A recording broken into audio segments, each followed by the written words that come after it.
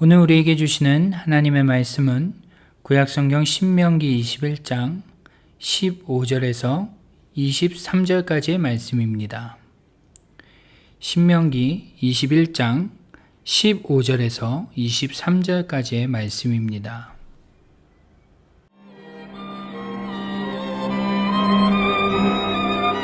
어떤 사람이 두 아내를 두었는데 하나는 사랑을 받고 하나는 미움을 받다가 그 사랑을 받는 자와 미움을 받는 자가 둘 다 아들을 낳았다 하자.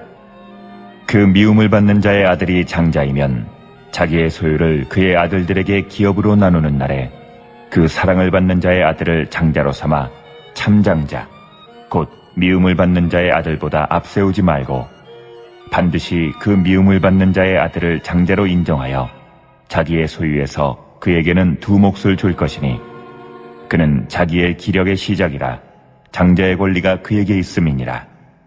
사람에게 완악하고 패역한 아들이 있어 그의 아버지의 말이나 그 어머니의 말을 순종하지 아니하고 부모가 징계하여도 순종하지 아니하거든. 그의 부모가 그를 끌고 성문에 이르러 그 성읍 장로들에게 나아가서 그 성읍 장로들에게 말하기를 우리의 이 자식은 완악하고 패역하여 우리 말을 듣지 아니하고 방탕하며 술에 잠긴 자라 하면 그 성읍의 모든 사람들이 그를 돌로 쳐 죽일지니 이같이 내가 너희 중에서 악을 제하라. 그리하면 온 이스라엘이 듣고 두려워하리라. 사람이 만일 죽을 죄를 범함으로 내가 그를 죽여 나무 위에 달거든 그 시체를 나무 위에 밤새도록 두지 말고 그날에 장사하여 내 하나님 여호와께서 내게 기업으로 주시는 땅을 더럽히지 말라. 나무에 달린 자는 하나님께 저주를 받았음이니라. 네, 오늘도 귀한 새벽 하나님의 은혜가 가득한 그러한 시간이 될 줄 믿습니다. 아멘. 네, 여러분 만약에 어떤 사람에게 저 사람은 참 감정적인 사람이야 라고 말한다면 어떠십니까? 좋은 느낌으로 좀 들리십니까? 아니면 부정적인 느낌으로 좀 들리십니까? 아마 듣는 사람마다 좀 느낌이 다르겠지만요. 저 같은 경우에는 약간 부정적인 뉘앙스로 들립니다. 왜냐하면 저 사람은 참 감정적이야 라고 말했을 때 그 말 안에는 저 사람은 참 다혈질이야, 저 사람은 기분파야 라는 의미가 좀 담겨 있는 듯해서 저 같은 경우에는 감정적인 사람이야 라고 했을 때 좀 부정적인 느낌이 듭니다. 여러분은 어떠신가요? 사실 제가 이러한 이야기를 드리는 이유는 오늘 본문을 다양하게 접근할 수 있겠지만 오늘 본문을 이러한 감정과도 관련된 규례라고 볼 수도 있기 때문입니다. 여러분, 오늘 본문에는요, 세 가지 주제가 등장하는데요. 어제는 몇 가지가 나왔죠? 두 가지 주제가 나왔죠? 오늘은 세 가지 주제가 등장하는데 먼저 첫 번째 이야기를 좀 보시면요. 이 이야기는 당시 종종 있었던 일 중에 하나인 장자를 마음대로 바꾸는 일, 마음대로 정하는 일에 대해서 하나님께서 말씀하시는 것을 볼 수 있습니다. 본문을 보시면 하나님께서는 만약 어떤 사람에게 두 아내가 있는데 그 중에 첫 번째 부인은 미워하고 두 번째 부인은 사랑해서 그 두 번째 부인에게서 난 아들을 장자로 삼고 싶어진다 해도 하나님께서는 그렇게 하지 말라고 명령하십니다. 아무리 첫 번째 부인이 밉다 해도 또 두 번째 부인을 너무나 사랑한다 하더라도 첫 번째 부인에게서 난 아들이 장자로 태어났다면 이것을 감정적으로, 이것을 자기 마음대로 바꾸려고 하지 말고 그에게 돌아가야 할 몫인 3분의 2의 몫을 그에게 주라고 명령하십니다. 그리고 이 이야기 다음으로 바로 이어서 두 번째 주제로 넘어가는데요. 두 번째 이야기는 어떤 부모에게 아들이 있는데 그 아들이 부모의 말에 순종하지 않고 또 부모가 징계해도 말을 듣지 않거든 그를 성읍의 장로들에게 데려가서 그들에게 판결을 받고 성읍 사람들에게 돌로 쳐 죽임을 당하게 하라라는 규례입니다. 여러분, 이 규례는 어떻습니까? 과연 지키는 사람들이 있었을까요? 아마 그렇지 않았을 것입니다. 세상에 어떤 부모가 자기 자식이 말 안 듣는다고 동네 사람들에게 돌로 쳐 죽임을 당하게 할 그런 부모가 어디 있겠습니까? 결국 그렇기 때문에 이 규례는요, 겉으로 볼 때는 부모가 지켜야 할 규례인 것처럼 보이지만요, 사실 이 규례는 누구를 위한 규례입니까? 자녀를 위해 세우신 규례라는 것입니다. 자녀들은 이 규례를 배움으로써 자기 감정대로 부모에게 함부로 하거나 자기 마음대로 방탕하게 해서는 안 되겠구나라는 것을 배웠을 것입니다. 그리고 부모를 존중하고 공경하게 되었을 것입니다. 즉, 이 두 번째 이야기의 규례는 자녀들을 위해 하나님께서 세우신 규례라는 것이죠. 자, 이제 세 번째 이야기로 한번 넘어가 보겠습니다. 세 번째 이야기는 마땅히 사형당할 만한 그러한 죄수를 사형하고 그를 나무에 달았을 경우에 하루를 넘기지 말고 장사해 주라는 규례입니다. 당시 나무에 시체를 달아두는 것은요, 신에게 저주를 받은 의미로서 이방 나라에서는요, 시체를 나무에 다는 경우가 흔했다고 합니다.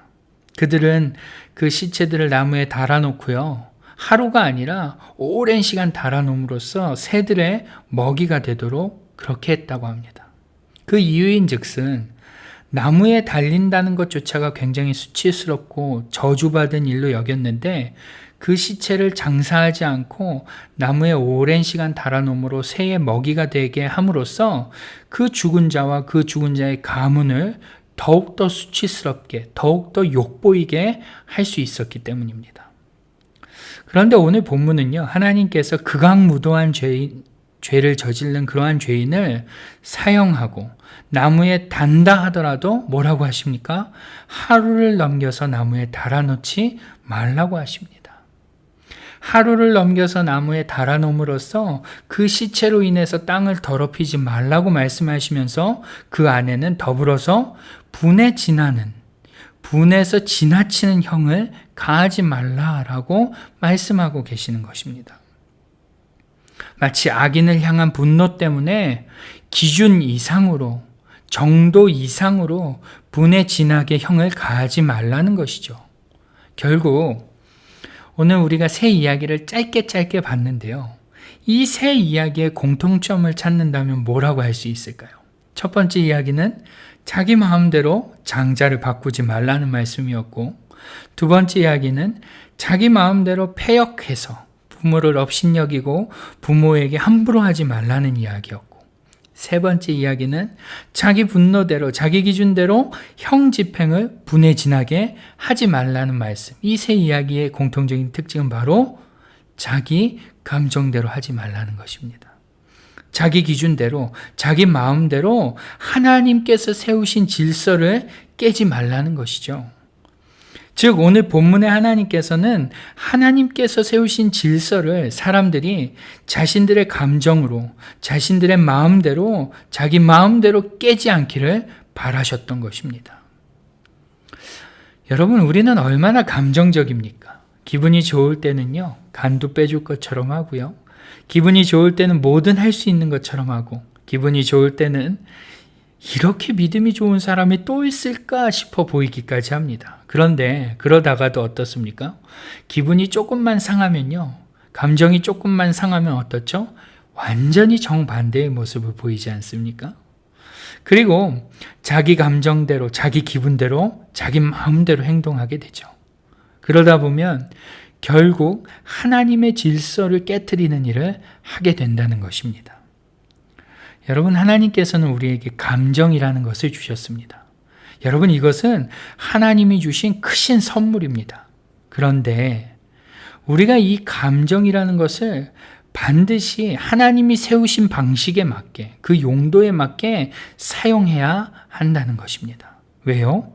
하나님께서 세우신 방식과 용도에서 벗어난 감정 표현은요, 질서를 깨뜨리게 되기 때문입니다. 가령 부부의 관계 속에서 하나님께서 주신 감정은요, 사랑하고 섬기고 아껴주는 것으로 표현되어져야 합니다. 그런데 이것이 잘못되어서 분노하고 원망하고 비방하는 것과 같은 것으로 감정이 표현된다면 어떻게 될까요?